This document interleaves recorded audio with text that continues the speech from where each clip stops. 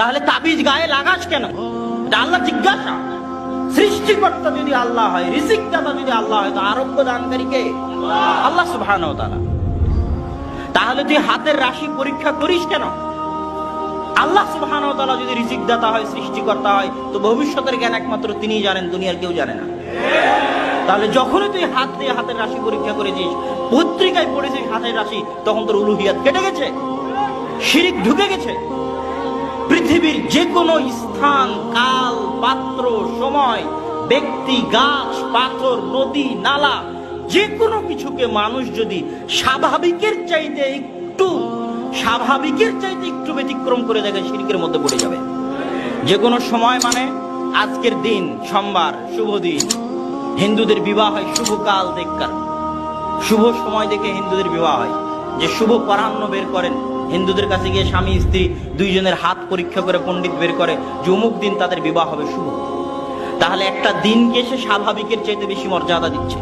আপনি বললেন সোমবারের দিন এইটা করা হবে না, বাকি দেওয়া হবে না, গাছ কাটা হবে না, অমুক দিনের এই সিস্টেম, অমুক দিনের এই সিস্টেম, এই মাসে বিয়ে করা হবে না, ওই মাসে বিয়ে করা হবে, এই দিনে বিয়ে করা হবে না, এই দিনে বিয়ে করা হবে। এই যে একটা দিনকে, একটা সময়কে আপনি স্বাভাবিকের চাইতে বেশি কিছু ভাবতেছেন। আল্লাহর সব দিন সমান, আল্লাহর 12 মাস সমান, আল্লাহর 7 দিন সমান, আল্লাহর এই 7 দিনে শুভ অশুভ বলে কিছু নেই। যখনই আপনি স্বাভাবিকের চাইতে সরিষা সম পরিমাণ বেশি করে দেখবেন, কোথায় পা দিয়ে দিবেন? জোরে বলতে হবে, কোথায়? শিরকে। যে বলে যে আব্দুর রাজ্জাক বিন ইউসুফ সাহেব কেন বলেন যে দিবস পালন করা শিরক, ওকে আবার তাওহীদ পড়তে হবে, ওকে আবার শাহ ইসমাইল শহীদ রাহিমাহুল্লাহর তাকবিয়াতুল ঈমান পড়তে হবে।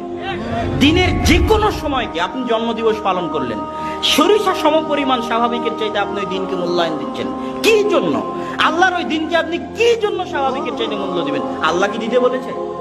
আল্লাহ দিতে বলেনি। তাহলে সরিষা সম পরিমাণ আপনি স্বাভাবিকের চাইতে মূল্য দিচ্ছেন, মানে আপনার ভিতরে সমস্যা আছে, আপনি শিরকের ভিতরের দিকে ধাবিত।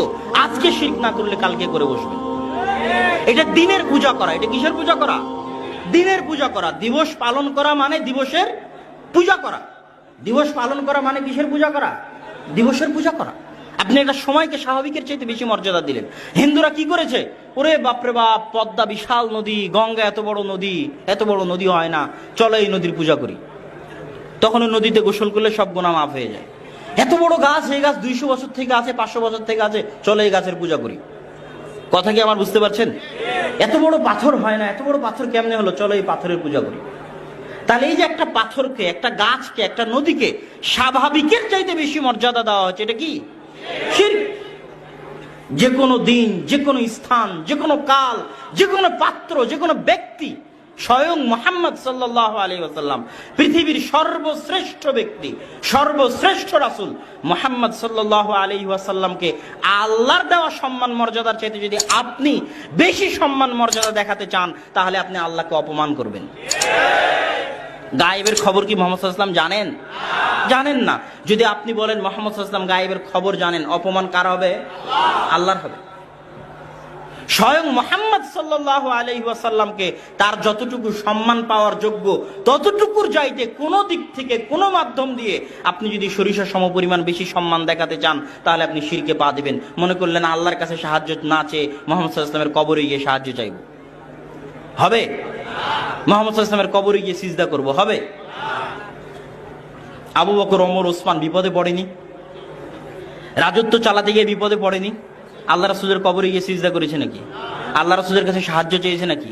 পৃথিবীর ইতিহাসের কেউ কি প্রমাণ দেখাতে পারবে? কেউ যে আবু বকর, ওমর, ওসমান, আলী চরম বিপদ মুহূর্তে আয়েশা রাদিয়াল্লাহু তাআলা আল্লাহর রাসূলের কবরের পাশেই থাকতেন, ঘরেই থাকতেন।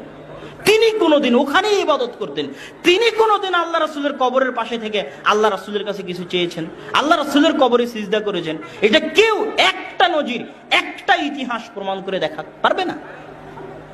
এটা রাসূল সাল্লাল্লাহু আলাইহি ওয়াসাল্লামের শিক্ষার বিরোধী, এটা উলুহিয়াতের বিরোধী, আল্লাহ সুবহানাহু ওয়া তাআলার দাসত্বের বিরোধী, আল্লাহ সুবহানাহু ওয়া তাআলার বন্দেগীর বিরোধী।